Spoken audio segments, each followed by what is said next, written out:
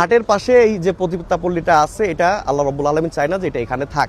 এটা না সরালে আপনারা বুঝতে পারবেন, আপনারা নিজেরাই দেখতে পারবেন।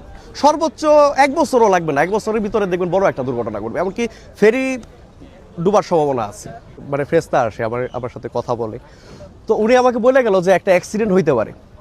আলহামদুলিল্লাহ রাব্বিল আলামিন। আসসালামু আলাইকুম, আমি আমিনুল ইসলাম হিমেল।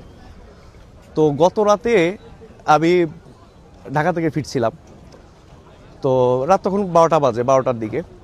তো হঠাৎ প্রচুর বৃষ্টি, তো ওই বৃষ্টির মধ্যে আমি হঠাৎ করে একটা ফেরেশতা আসে আমার সাথে কথা বলে, তো উনি আমাকে বলে গেল যে একটা অ্যাক্সিডেন্ট হইতে পারে।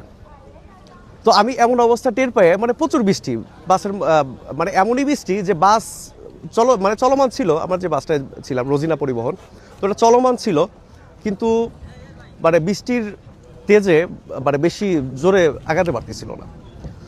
তো এখন ওই যে মুহূর্ত, ওই সময়ে আমার বাসের মধ্যে আবার ড্রাইভার করছে কি গান বাজায় রাখছে, গান চলতেছে। এখন বৃষ্টি দুর্যোগ, এর মধ্যে ধরেন যে গান বাজতেছে, আর এদিকে ধরেন যে আমি জানতে পারছি যে একটা অ্যাক্সিডেন্ট হইতে পারে।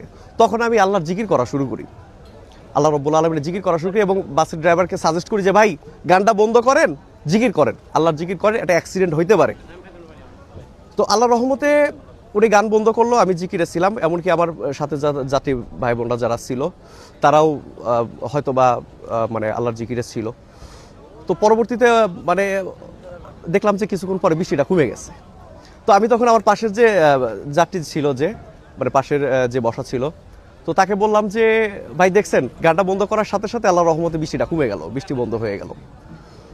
তো এটার পরে আবারও উনি আসলো, ফেরেশতাটা আবারও আসলো। আমি দেখতেছি বিজলির যে চমক আসতেছে, ওর মধ্যে থেকে দেখা যাইতেছে যে ওই ফেরেশতার দল একজন না, বেশ কয়েকজন ভাই, সম্ভবত এরা গজবের ফেরেশতা।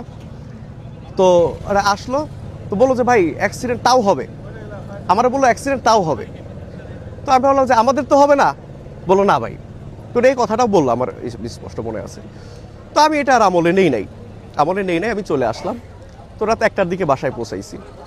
তো সকালবেলা আমি গেছি আমার রিলেটিভের বাসায়, ওইখান থেকে শুনি কি যে দৌলতদিয়া ঘাটে একটা বাস দুর্ঘটনা করছে। তো আমি সাথে সাথে জিজ্ঞাসা করছি ভাই কেউ মারা নাই তো, কেউ মারা যায় নাই তো?